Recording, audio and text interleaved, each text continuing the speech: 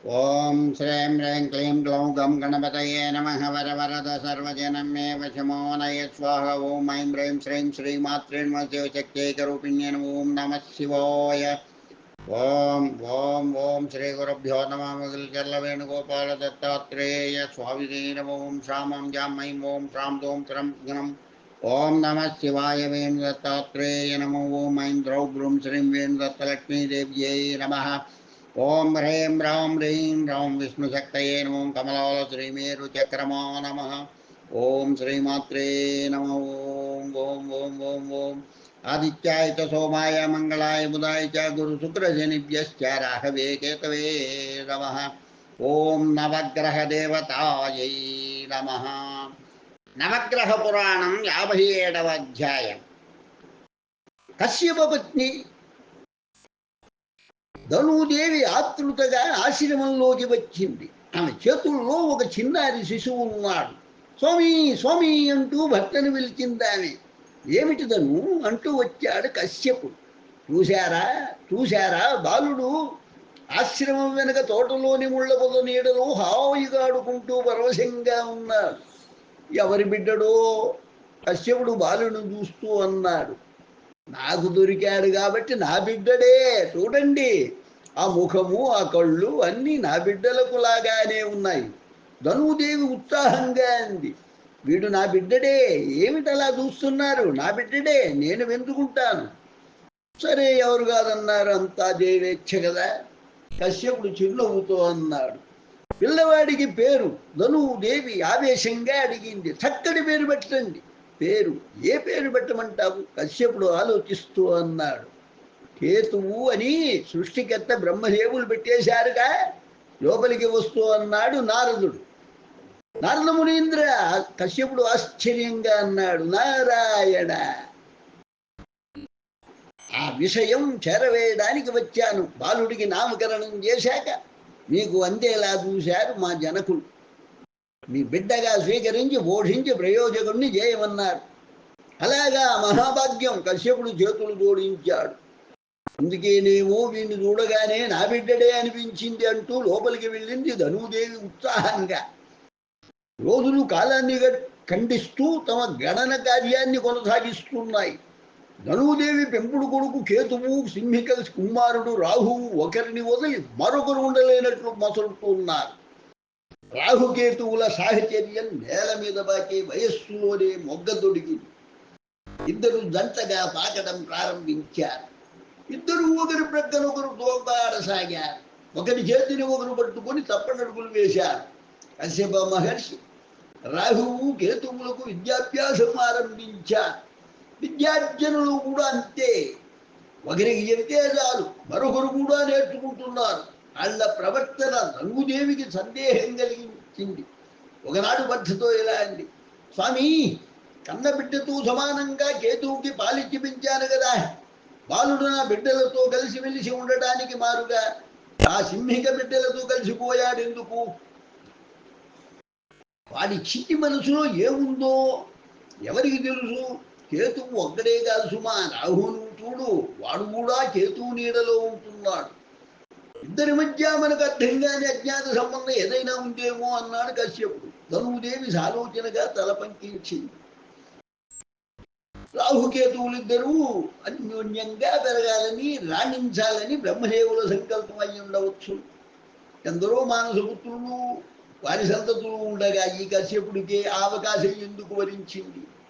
కేతువు మన పోషణలో పెరగాలన్న లక్ష్యం కన్నా రాహువుతో కలిసి వేగంగా పెరగాలన్న సంకల్పమే అందుకు కారణం అనిపిస్తుంది.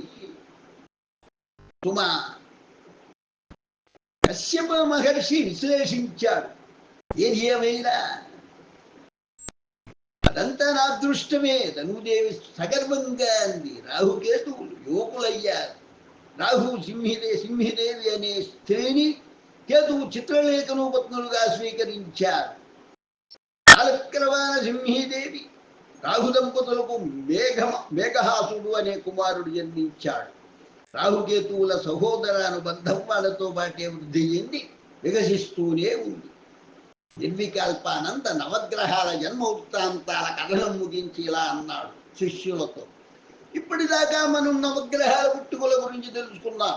అయితే మన నిత్య వ్యవహారంలో జాతక గణనలో పేర్కొంటున్న సూర్య చంద్ర కుజ బుధ గురు శుక్ర శని రాహు కేతు అనే క్రమంలో కాకుండా వాళ్ళ ఆవిర్భావ క్రమంలో శ్రవణం చేశాం. నవగ్రహాల ఆవిర్భావాలలో లాగే వాళ్ళ చరిత్రలో కూడా ఆసక్తిని రేకెత్తించే అద్భుత సంఘటనలు ఎన్నో ఉన్నాయి. ఆ సంఘటనల సమాహారంగా ఆ గ్రహదేవతల చరిత్రలను సూర్యుడి నుండి కేతువు దాకా మనం స్మరించే వరుస క్రమంలో శ్రవణం చేద్దాం. ముందుగా సూర్యగ్రహ చరిత్ర ఒక్కసారి గుర్తు చేసుకుంటే, శివానంద సూర్యుడి తల్లిదండ్రులు ఎవరో గుర్తున్నారా అంటూ అడిగాడు చిరునవ్వుతో నిర్వికల్పానంద. అదితి కశ్యపులు గురువు గారు. శివానందుడు సమాధానం చెప్పాడు. చిదానంద నువ్వు చెప్పు, సూర్యపత్ని ఎవరు? నిర్వికల్పానంద అడిగాడు. విశ్వకర్మ పుత్రిక సంజ్ఞ గురువు గారు. చిదానందుడు అన్నాడు. సంజ్ఞ తన నీడను ఛాయ అనే పేరుతో తన స్థానంలో సూర్యుడి భార్యగా నియమించింది. బాగుంది. నిర్వికల్పానంద చిరునవ్వుతో అన్నాడు. ఇప్పుడు సంజ్ఞ బిడ్డలు ఎవరో, ఛాయ బిడ్డలు ఎవరో మన శివానందుడు విమలానందుడు చెప్తారు. వైవస్వతుడు యముడు యమి సంజ్ఞ సంతానం. గురువు గారు శివానందుడు గుర్తు చేసుకుంటూ అన్నాడు. ఛాయ సంతతి శనైశ్చరుడు సావర్ణి తపతి. విమలానందుడు చెప్పాడు. గుర్తుంచుకున్నారు, సంతోషం. నిర్వికల్పానంద అన్నాడు. కన్యకు ఛాయకు జన్మించిన సూర్యుని సంతానం ఆరుగురు ఛాయ పోషణలో పెరుగుతున్నారని, కన్య బిడ్డల పట్ల ఛాయ ప్రేమ తగ్గుముఖం పట్టిందని చెప్పుకున్నాం కదా. ఇక వినండి, ఒకరోజు ఏమైందంటే, ఇది నవగ్రహ పురాణం 57వ అధ్యాయం సంపూర్ణమైనది. 58వ అధ్యాయం. తన సంతానం శనిశ్చరుడు సావర్ణి తపతి పెద్దవాళ్ళయ్యే కొద్దీ ఛాయా సంజ్ఞ పిల్లలకు మానసికంగా బాగా దూరంగా జరిగింది. వైవస్వతుడిని యముడిని యమిని చూడడానికి ఆమె ఇష్టపడలేదు. ఛాయ తన బిడ్డలు ముగ్గురిని రహస్యంగా సమావేశపరిచింది. వైవస్వతుడు యముడు యమి మంచివాళ్ళు గారు, వాళ్లకు మీరు దూరంగా ఉండాలి అంది. ముగ్గురు ముఖాలు చూసుకున్నారు. అన్నలిద్దరూ మంచివాళ్ళమ్మా. సావర్ణి ఆశ్చర్యపోతూ అన్నాడు. నాకు కూడా అలాగే అనిపిస్తుంది. వైవస్వతుడు యముడు మాతో చక్కగా ఆడుకుంటారు, శనీశ్చరుడు ఛాయనే చూస్తూ అన్నాడు. వాళ్ళ మనసులు మీకు తెలియవు, మీరు చిన్నపిల్లలు. ఛాయ చెప్పుకుపోతుంది. అక్క ఏమి చాలా మంచిదమ్మా, నేను ఏది కావాలన్నా అడ్డు చెప్పకుండా ఇచ్చేస్తుంది తెలుసా. తపతి ఛాయ వైపే చూస్తూ అంది. ఛాయ అసహనాన్ని దాచుకుంటూ నిట్టూర్చింది. నీకో నిజం తెలుసా, మంచి వాళ్లకు సర్వము మంచిగానే, అందరూ మంచివాళ్ళగానే అనిపిస్తారు. అయితే మేము మంచివాళ్ళమ్మా. మేము మంచివాళ్ళమా అమ్మా? శని ఆసక్తిగా అడిగాడు. అందుకే కదా నాయన, ఆ ముగ్గురు మంచివాళ్ళు కాకపోయినా మీకు మంచివాళ్ళుగా కనిపిస్తున్నారు. ఛాయ తెలివిగా అంది. వాళ్ళు ముగ్గురు ఎంత చెడ్డవాళ్ళంటే మీ పరోక్షంలో మీ గురించి నాతో చెడుగా చెబుతూనే ఉంటారు. అయినా నేను నమ్మనుగా. మీరు చాలా మంచివాళ్ళని, చాలా బుద్ధిమంతులని, అమ్మ మాట జవదాటలని నాకు తెలుసుగా. శని సావర్ణి తపతి అనుమానంగా ఒకరినొకరు చూసుకున్నారు. ముందుగా శని పెదవి విప్పాడు. అందుకేనేమో వాళ్ళను చూచినప్పుడల్లా ఎందుకో తెలియకుండానే నాకు కోపం వస్తూ ఉంటుంది. గుడ్లు ఊరిమి ఆగ్రహంగా చూడాలనిపిస్తుంది. ఛాయ శనిని ఆప్యాయంగా చూచింది. చూశారా, ఇక నుంచి మీరు జాగ్రత్తగా ఉండాలి అంటే. తపతి అమాయకంగా అడిగింది. ఏం చేయాలి? మీరు ముగ్గురు ఒక బృందంగా కలిసి ఉండాలి. మీ ముగ్గురితో కలవకూడదు, ఆ ముగ్గురితో కలవకూడదు.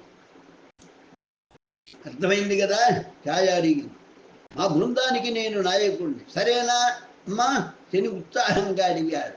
అవును, మీలో పెద్దవాడివి నువ్వేగా నాయన. అయితే ఒక ముఖ్యమైన విషయం, నేను మీతో చెప్పిందంతా వైవస్వతుడికి యముడికి యమికి చెప్పకూడదు, అలాగే మీ తండ్రి గారికి చెప్పకూడదు. ఛాయ గొంతు తగ్గించి అంది. నాన్నగారికి చెప్తే ఏం? శని అనుమానం వ్యక్తం చేశాడు. చెప్పకూడదు అన్నాను కదా. ఛాయ విసుగ్గా అంది. ఎందుకు? శని ముండిగా అడిగాడు. మీ నాన్నగారు నమ్మరు, ఆయనకు వాళ్ళంటే ఎక్కువ ఇష్టం. ఛాయ అంది. అలాగా మాకు తెలియదమ్మా, సావర్ణి ఆశ్చర్యంగా అన్నాడు. అందుకే మీరు ఎప్పుడు అమ్మ మాటే వినాలి అంది ఛాయ. ఛాయ ప్రబోధం ఆమె పిల్లల్లో మార్పు తెచ్చింది. వాళ్ళు సన్య సంతానానికి దూరంగా ఉండడం ప్రారంభించారు. ముందుగా ఆడపిల్లలైన యమి, తపతి అభిప్రాయ భేదాలకు అంకురార్పణ చేశారు. తల్లి మాటల్ని పూర్తిగా నమ్మిన తపతి యమి పట్ల ఇన్నాళ్ళు ఉన్న ప్రేమను ద్వేషంగా మార్చుకుంది. రోజులు గడిచే కొద్దీ ఛాయలో సంధ్య బిడ్డల పట్ల ద్వేషం కొద్ది కొద్దిగా పెరగసాగింది. తల్లిలో వినిపిస్తున్న మార్పు వైవస్వతుణ్ణి యముడిని ఆశ్చర్యంలో పడవేసింది. తల్లి తనను చూస్తున్న విధానం వల్ల ఏమి అమితంగా బాధపడసాగింది. ముగ్గురు తమలో తాము బాధపడుతూ ఉండిపోయారు. అమ్మ మనల్ని సరిగ్గా చూడడం లేదు. శనిని, సావర్ణిని, తపతిని ప్రత్యేకంగా చూసుకుంటుంది. అమ్మలో వచ్చిన మార్పు మన మనసుల్ని బాధ పెడుతుంది. నాన్నగారికి చెప్పాలి, యముడు ఆవేశంగా అన్నాడు. అమ్మ మంచిది కాదని నాన్నకు చెప్పడం తప్పు. తమ్ముడు వైవస్వతుడు యముడి భుజం మీద చేయి వేస్తూ అన్నాడు. తప్పెందుకు అవుతుంది? తప్పు చేసే వాళ్ళ గురించి పెద్దలకు చెప్పడం తప్పు కాదు. ధర్మం తప్పి ప్రవర్తించే వాళ్ళని పెట్టరాదన్నయ్యా. తల్లి అయినా తండ్రి అయినా అంతే. ధర్మం ధర్మమే, అధర్మం అధర్మమే. ఈ మధ్య నువ్వు ధర్మం గురించి ఎక్కువగా చెప్తున్నావు యమ. వైవస్వతుడు నవ్వుతూ అన్నాడు. అవును, యముడు వైవస్వతుడిని తదేకంగా చూస్తూ అన్నాడు. మీకు గుర్తుందో లేదో, మన తమ్ముడు శని జన్మించినప్పటి నుంచి అమ్మ మారిపోయింది. అవన్నీ పుట్టాక ఇంకొంచెం, తపతి పుట్టాక మరి కొంచెం. వాళ్ళు ముగ్గురు పెద్ద పెద్ద వాళ్ళు అయ్యాక ఇప్పుడు పూర్తిగా మారిపోయింది అమ్మ. ఏమో యమన్నయ్యా, యమన్నయ్యా నేను గమనించలేదు అంది యమి. నేను కూడా వైవస్వతుడు అన్నాడు. నువ్వెలా గమనించగలిగావో నాకు తెలియదు. ఎలా గమనించానంటే, అమ్మ కళ్ళు చూసి ఆ తపతిని, సావర్ణిని, శనిని చూస్తున్నప్పుడు అమ్మ కళ్ళు దీపకళికల్లా మెరుస్తాయి. మనల్ని చూచినప్పుడు అగ్నిగోళాల్లో మెరుస్తాయి. యముడు వివరిస్తూ అన్నాడు. అమ్మ కళ్ళల్లో నాకు మన పట్ల ద్వేషం కనిపిస్తుంది తెలుసా. ఇప్పుడు అమ్మ మాటల్లో కూడా మన పట్ల అయిష్టత స్పష్టంగా వ్యక్తమవుతుంది. అమ్మ ఎందుకు ఇలా అయిపోయిందన్నయ్యా యమి వైవస్వతుణ్ణి అడిగింది అమాయకంగా. ఆలోచిస్తుంటే నాకు నిజమే అనిపిస్తుంది. తపతిని మెచ్చుకుంటుంది. నేను కంటబడితే చాలు కసురుతుంది. బిడ్డలందరినీ సమానంగా చూడడం తల్లిదండ్రుల విధి, అది ధర్మం. ఈసారి అమ్మ పక్షపాతం చూపిస్తే నేను ఊరుకోను. యముడు నిష్కర్షగా అనేసి అక్కడి నుంచి వెళ్ళిపోయాడు. యముడు ఎప్పుడు ధర్మం ధర్మం అంటూ ఉంటాడు. ఏం చేస్తాడో ఏమో. వైవస్వతుడు ఆందోళనగా అన్నాడు. ఏం చేస్తాడు? ధర్మం ధర్మం అనే వ్యక్తి ధర్మమైందే చేస్తాడు. యముడు వెళ్ళిన వైపే చూస్తూ అంది. యముడు వెళ్ళిన వైపే చూస్తూ అంది. ఇది నవగ్రహ పురాణం 58వ అధ్యాయం సంపూర్ణమైనది. 59వ అధ్యాయం.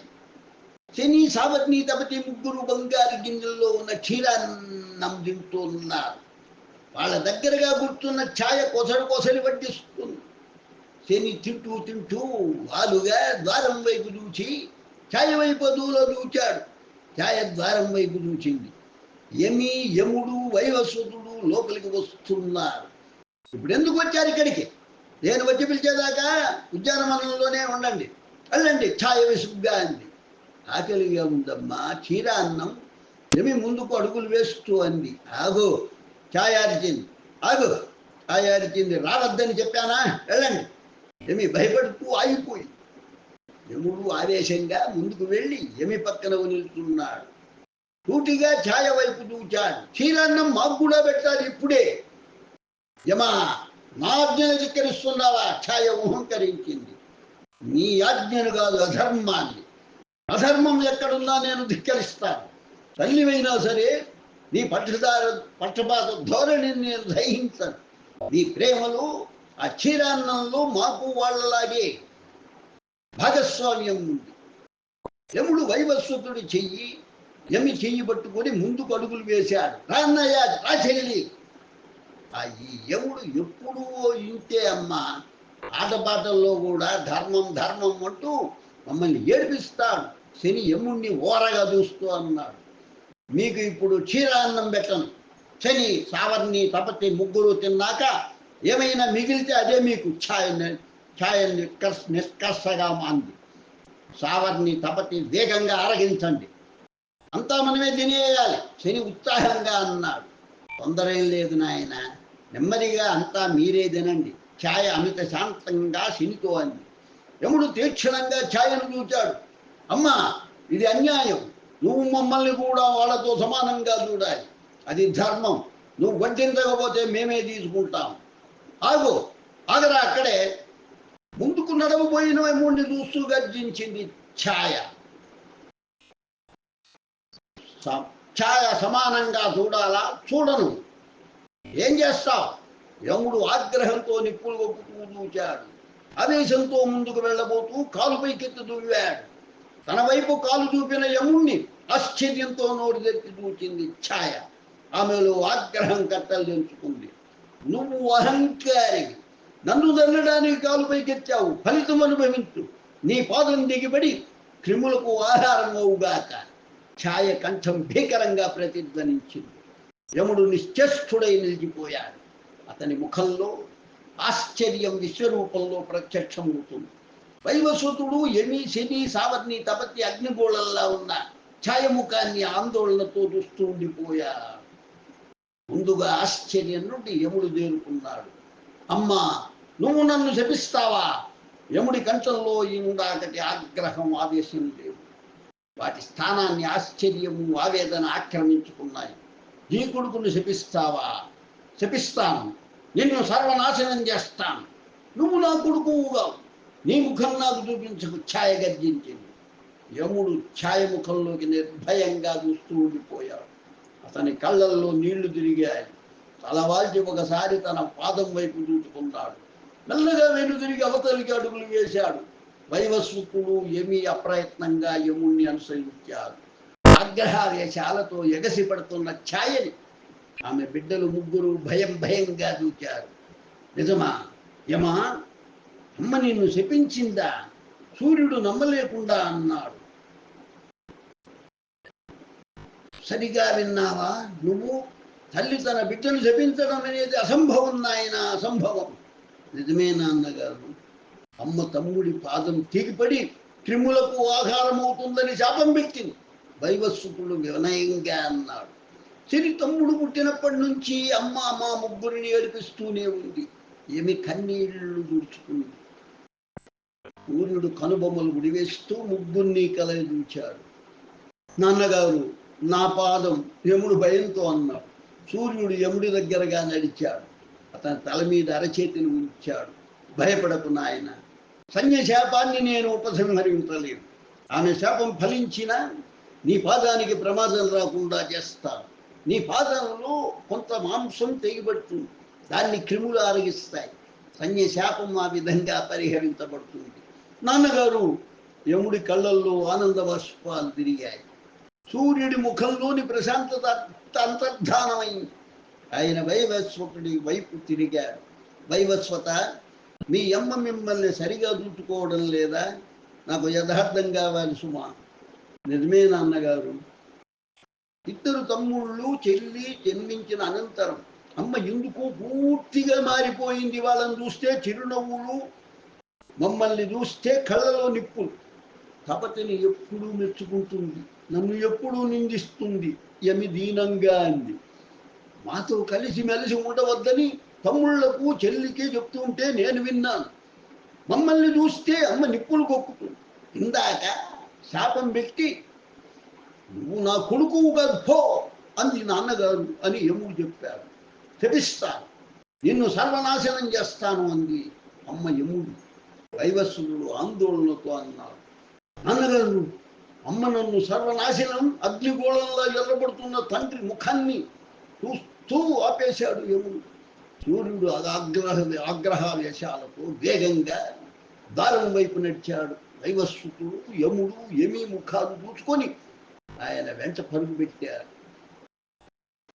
ఇది నవగ్రహ పురాణం 59వ అధ్యాయం సంపూర్ణమైనది. నవగ్రహ పురాణం 60వ అధ్యాయం. సంజ్ఞ. సూర్యుడి కంఠం ఆకాశంలో ఉరుములా ధ్వనించింది. పిలుపు మందిరమంతా ప్రతిధ్వనించింది. ఛాయ లేచి ఆందోళనగా చూచింది. తండ్రిని చూడగానే శని సావన్ని తపతి అసంకల్పితంగా తల్లి చాటుకు వచ్చారు. యముణ్ణి శపిస్తావా? సూర్యుడు ఛాయ దగ్గరగా నిలుచుని ఆమె ముఖంలోకి కళ్ళలోకి తీక్షణంగా చూచాడు. ఆయన శరీరంలో నుంచి భయంకరమైన వేడి చుట్టూ వ్యాపిస్తుంది. సూర్యుడి ఆగ్రహజ్వాల తనను భస్మం చేస్తుందేమో అన్న భయంతో ఛాయ అప్రయత్నంగా వెనుకకు జరిగింది. నీ కుమారుణ్ణి శపిస్తావా? సూర్యుడు హూంకరించాడు. తల్లికి తగిన ప్రవర్తనేనా ఇది? నువ్వు తల్లివేనా చెప్పు. ఛాయ వణుకుతూ ఆయన కళ్ళల్లోకి చూసి సూర్యుడి విశాల నేత్రాల నిప్పులతో నిండిన బంగారు గిన్నెల్లా ఉన్నాయి. మహా ఆగ్రహజ్వాలలు ఆ కళ్ళల్లోంచి 1000 కిరణాలుగా వేడిగా ఛాయ కళ్ళల్లోకి దూసుకుంటూ వెళ్ళాయి. ఛాయ శరీరం చెమట బిందువులతో తడిసిపోతుంది. కళ్ళల్లో వేడిగా నీళ్లు తిరుగుతున్నాయి. ఆమె శరీరం వణకసాగింది. నువ్వు తల్లివేనా? సూర్యుడు అరుపు గుహలో సింహనాదంలాగా ఛాయ చెరువుల్లో తిరిగింది. అప్రయత్నంగా ఆమె పెదవులు కదిలాయి. నేను ఆ ముగ్గురి తల్లిని కాను. ఆ ముగ్గురికి తల్లిని గాను. అన్యా సూర్యుడి కంఠంలో ఆశ్చర్యం గంటలా మ్రోగింది. నేనేం చేయకండి. నేను సంజ్ఞానుగాను. సంజ్ఞా నేను ఛాయను. ఛాయను. తన ఛాయ అయిన నాకు ప్రాణం పోసి సంజ్ఞ ఇక్కడికి పంపింది. సూర్యుడు తన ఆగ్రహాన్ని తనను సర్వస్వాన్ని మరిచిపోయి ఉప్పెనలా కప్పేసిన నిబిడాశ్చర్యంలో మునిగిపోయి వింటున్నాడు. అరుగులు పిల్లలు బొమ్మల్లా నిల్చున్నారు. ఛాయ వణికే కంఠంతో చెప్పుకుపోతుంది. నాన్నగారు అంటూ యమి సూర్యుడి దగ్గరికి వెళ్ళి చేతులతో ఆయన్ని పట్టుకుంది. అమ్మా ఇంకా రాదా? కూతురి ప్రశ్నకు సమాధానంగా సూర్యుడి చేతులు యమిని అక్కున చేర్చుకున్నాయి. సూర్యుడి హృదయం జాలితో నిండుతుంది. ఇంతకాలము తన బిడ్డల్ని తల్లి రక్షణలో ఉంచి శోభకు గురి చేశాడు. ఛాయతో ఆ దాంపత్యం యథార్థం కాదు. నాన్నగారు మాకు మా అమ్మ కావాలి. వైవస్వతుడు యముడు ఒకేసారి అన్నారు. సూర్యుడు తలవాల్చి కూతురు తల మీద ఆప్యాయంగా చుంబించాడు. ఆమెను నెమ్మదిగా కుమారుల వద్దకు జరిపాడు.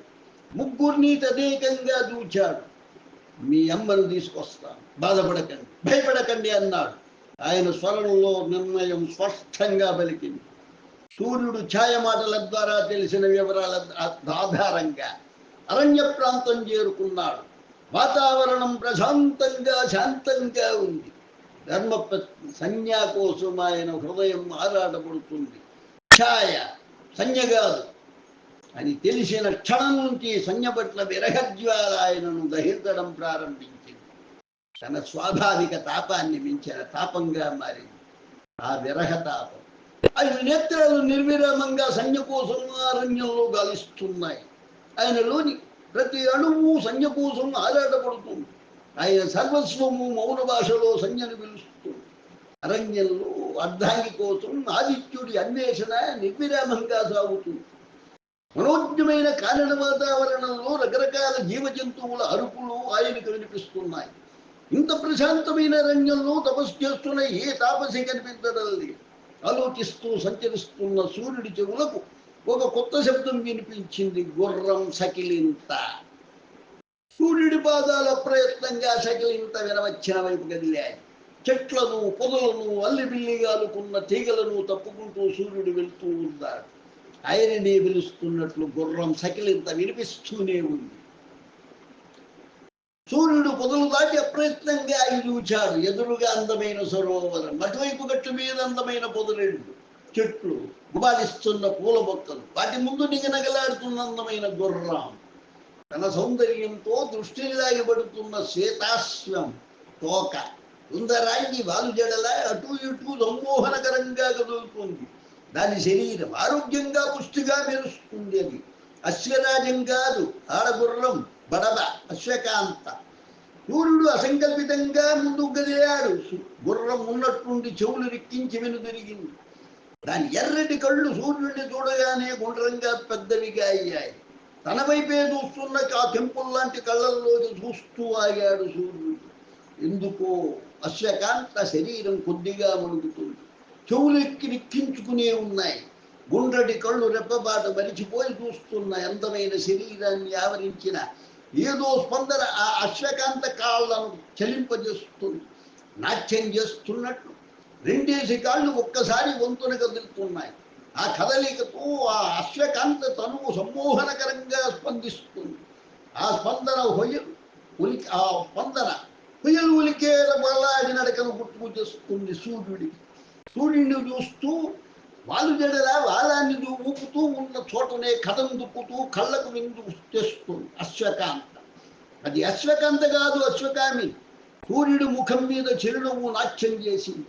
తన వైపే చూస్తున్న కెంపుల కళ్ళలో ఆయనకు సంజ్ఞ నేత్రాలు గోచరిస్తున్నాయి. విశేషమైన చలనంతో అశ్వకామిని తనకు ఏదో సంజ్ఞ చేస్తుంది. అవును, సంజ్ఞ చేస్తుంది. అశ్వభాషలో తనను ఆహ్వానిస్తుంది. సూర్యుడు ఏదో ఉద్రేకంతో ముందుకు గదిలాడు. మరుక్షణం అశ్వకాంత కళ్ళల్లో శరీరంలో ప్రత్యక్షమైన బెదురు ఆయన్ను కదలకుండా చేసింది. సూర్యుడు అశ్వభామినే చూస్తూ చిరునవ్వు నవ్వాడు. ఏకాగ్రతతో ఏదో సంకల్పించాడు. క్షణంలో సూర్యుడు అందమైన అశ్వరాజంగా మారిపోయాడు.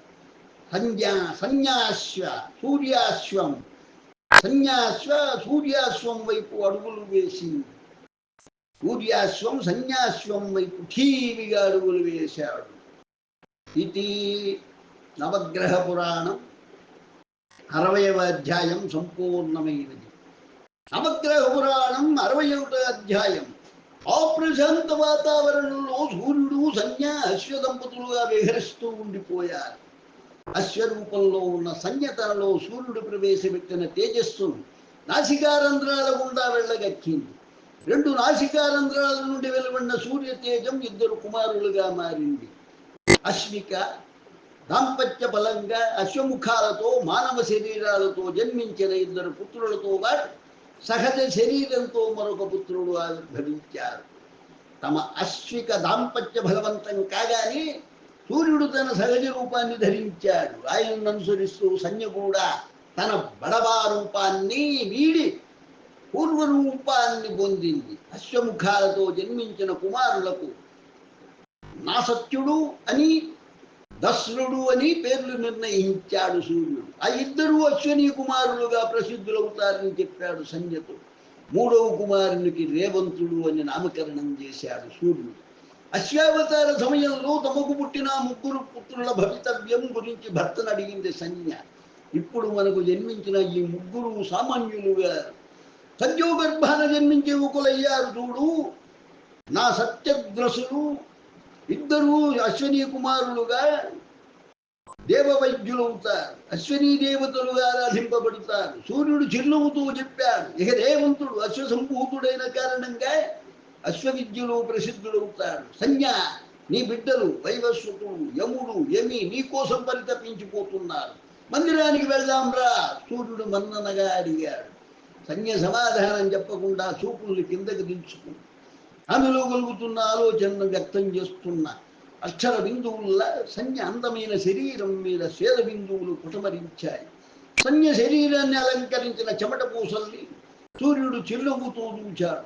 అర్థమైంది, నీ కోసం, మన దాంపత్యం కోసం నా దేహం విరజిమ్మే వెలుతురును వేడిని తగ్గించుకుంటాను స్వామి. సంజ్ఞ ఆనందంగా అంది. అది నా భాగ్యం. సంజ్ఞ భర్త వైపు ప్రశ్నార్థకంగా చూచింది. స్వామి, మన బిడ్డలు అశ్వినీ కుమారులు రేవంతుడు మనతో మందిరానికి వస్తారు కదా.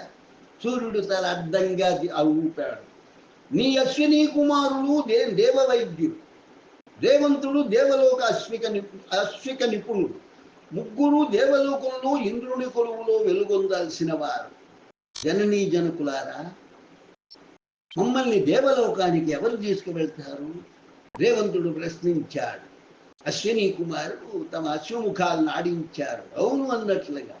అదుగో ఆకాశ మార్గాన వస్తున్నారు చూడండి, నారద మహర్షి అన్నాడు సూర్యుడు నవ్వుతూ. నారాయణ అంటూ వాళ్ళ వద్ద ప్రత్యక్షమయ్యాడు నారదుడు. ఈ ప్రశాంత ప్రదేశంలో సద్యోదాతులైన అశ్వినీ కుమారులను రేవంతు కుమారుడిని ఇంద్రసభకు చేర్చుమని బ్రహ్మదేవులు నన్ను ఆజ్ఞాపించారు, నన్ను పంపించారు. అశ్విని కుమారులు రేవంతుడు తల్లిదండ్రులకు నమస్కరించారు. సన్యపుత్రుల్ని అక్కున చేర్చుకుంది. సూర్యుడి ముగ్గురిని కౌగిలించుకొని దీవించాడు. అశ్వినులారా, మీ వైద్యం దేవతలకే కాదు మానవులకు ఉపయోగపడాలి సూర్యుడు అన్నాడు. తండ్రి గారి ఆశయాన్ని తలలాంటి కర్తవ్య పాలన చేస్తామన్నాడు నా సఖ్యుడు.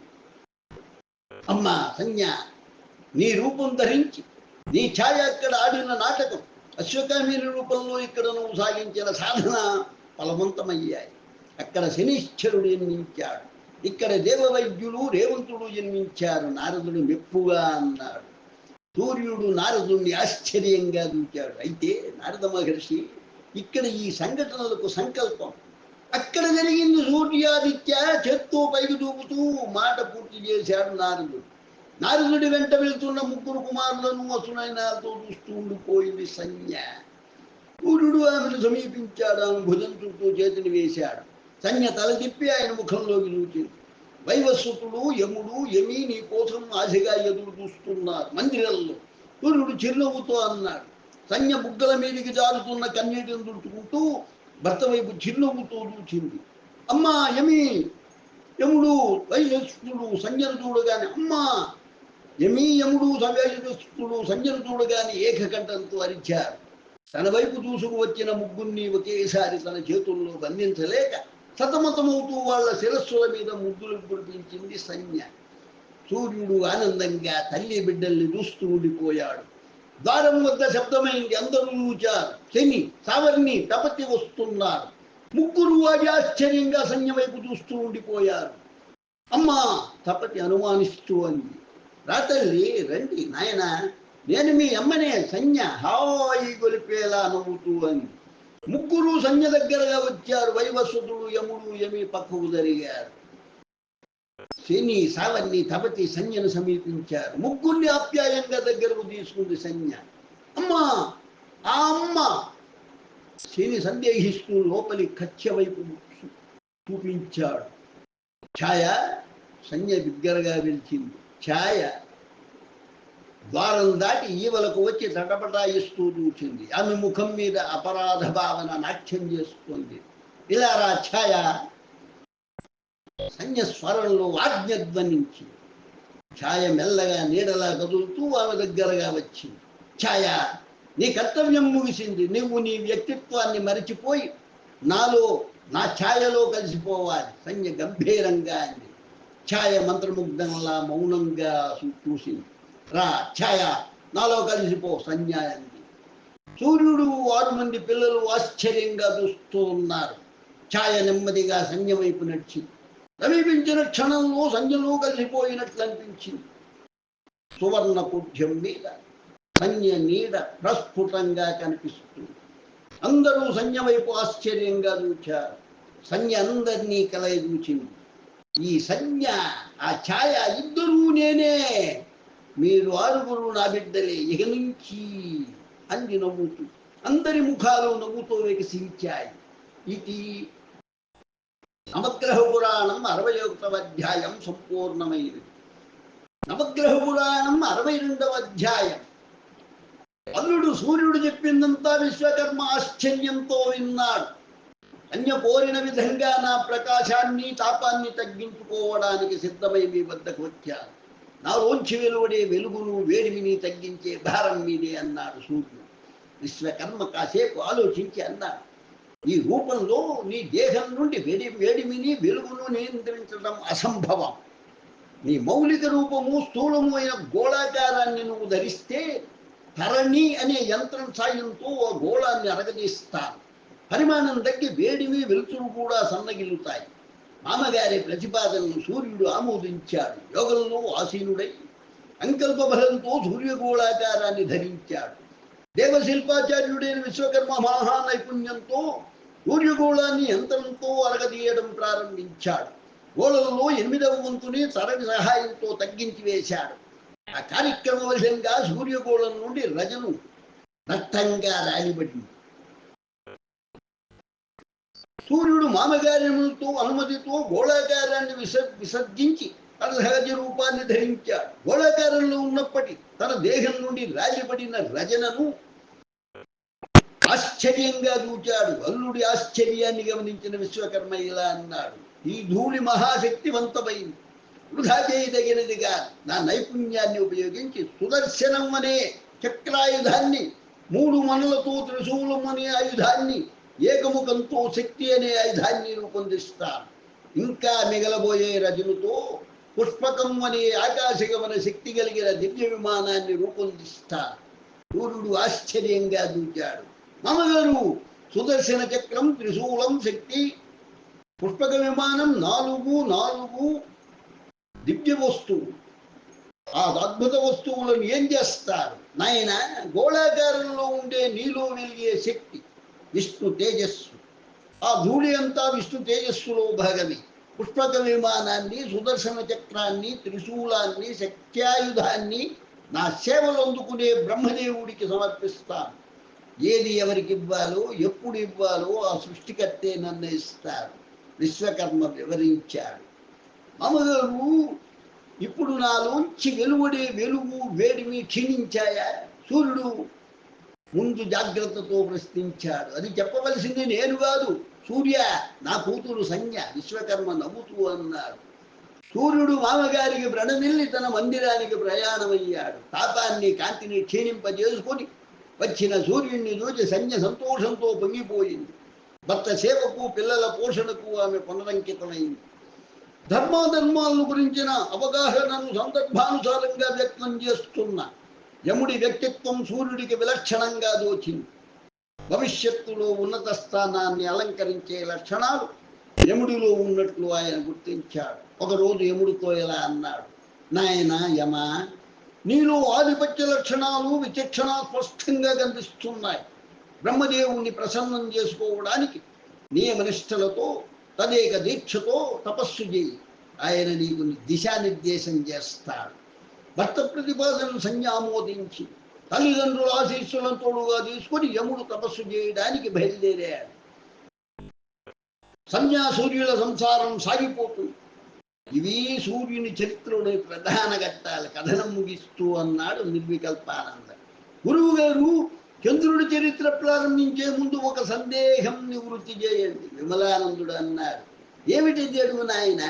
విశ్వకర్మ సూర్యుడికి చెప్పిన విధంగా విష్ణుతేజో రూపమైన సూర్యరజుతో ఆయుధాలు, విమానం రూపొందించాడు. నిర్వికల్పానంద అనిపిస్తూ అన్నాడు, సుదర్శన చక్రం విష్ణువు చేతి ఆయుధమని, త్రిశూలం పరమశివుడి ఆయుధమని, శక్తి కుమారస్వామి ఆయుధమని మనకు తెలిసిందే కదా. విశ్వకర్మ ఆ ఆయుధత్రయాన్ని, పుష్పక విమానాన్ని బ్రహ్మదేవుడికి సమర్పించాడు. ఆయన సుదర్శన చక్ర, త్రిశూల, శక్త్యాయుధాలను హరిహర సుబ్రహ్మణ్యులకు ఇచ్చివేశాడు. పుష్పక విమానాన్ని ధనాధిపతి అయిన కుబేరుడికి ఇచ్చాడు. దానిని ఆయన నుండి రావణాసురుడు లాక్కున్నాడు. ఆ కథాంశాన్ని అలా వదిలేసి చంద్రుడి చరిత్రను చెప్పుకుందాం. తార బృహస్పతిని చేరుకుంది. ఆమెకు తనకు జన్మించిన బాలుడు బుద్ధుడు తన తండ్రి అత్రి మహర్షి పెంపకంలో ఉండిపోయాడు. తారతో గడిపిన మధుర క్షణాలను గుర్తు చేసుకుంటూ మందిరంలో ఒంటరిగా నిస్సారమైన జీవితం గడుపుతున్నాడు చంద్రుడు. ఆ సందర్భంలో ఒకరోజు నారదుడు చంద్రమందిరానికి వచ్చాడు. నిర్వికల్పానంద తన కథనం కొనసాగించాడు. ఇది నవగ్రహ పురాణం 62వ అధ్యాయం సంపూర్ణమైనది. 63వ అధ్యాయం నవగ్రహ పురాణం 63వ అధ్యాయం. ద్వారం దాటి మందిరం లోపలికి వస్తున్న నారద మహర్షిని చూచి చంద్రుడు కూర్చున్న తోటి నుంచి లేచి ఆయనకి ఎదురుగా నడిచాడు. చంద్రుడి నడకలో ఉత్సాహం లేదు, వేగము లేదు. ప్రణామం మహర్షి. చంద్రుడు చేతులు జోడిస్తూ అన్నాడు, కళ్యాణమస్తు. నారదుడు చిరునవ్వుతో దీవించాడు. ఇంకా గతంలోనే కూరుకుపోయి నిరాశగా ఉన్నామని నీ బాలకం చెబుతుంది సుమా. చంద్రుడు గురువుగా నిట్టూర్చాడు. నీకు నిజం చెప్పాలి, గతం గుండెని కదిలిస్తూనే ఉంది.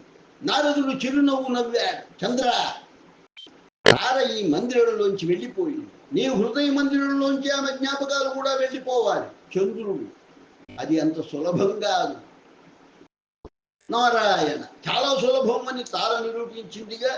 నారదుడు నవ్వుతూ అన్నాడు కూర్చుని. చంద్రుడు ప్రశ్నార్థకంగా చూచాడు.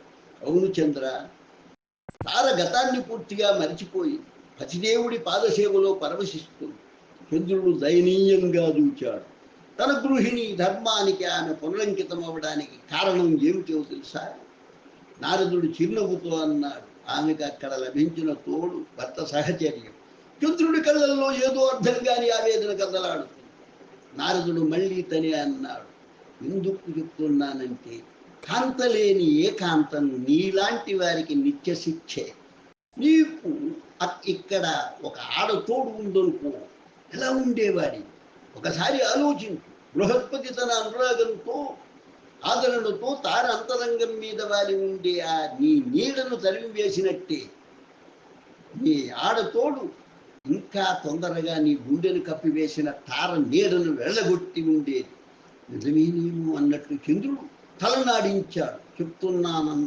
చెప్తున్నానంతే, వివాహం చేసుకోవాలి నువ్వు. వివాహం విరహనాశని.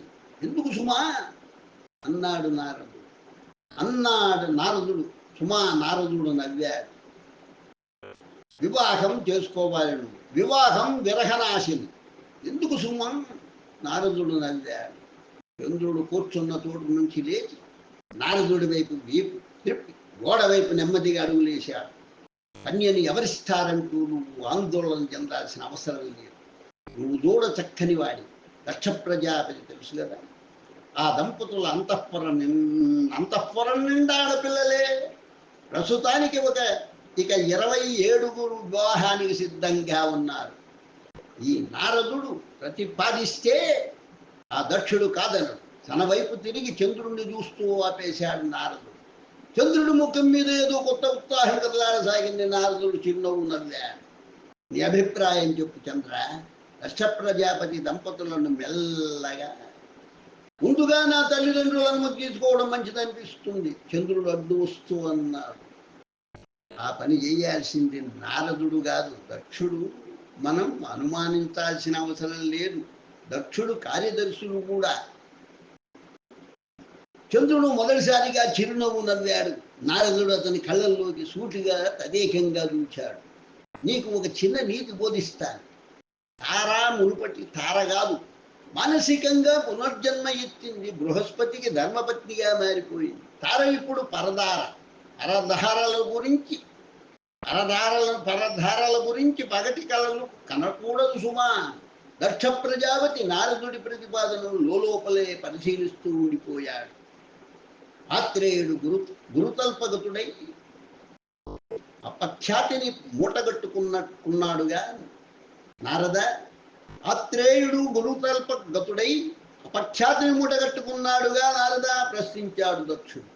నారాయణ, కల్పగతుడుగాక ఏం చేస్తాడు? పాపం. అయినా ఆ ఇద్దరి పాపాలు ప్రక్షాళనమైపోయాయి కదా. ఇది నవగ్రహ పురాణం 63వ అధ్యాయం సంపూర్ణమైనది. లోకా సమస్తా సుఖినో భవంతు. లోకా సమస్తా సుఖినో భవంతు. లోకా సమస్తా సుఖినో భవంతు. ఓం శాంతి శాంతి శాంతి. స్వస్తి.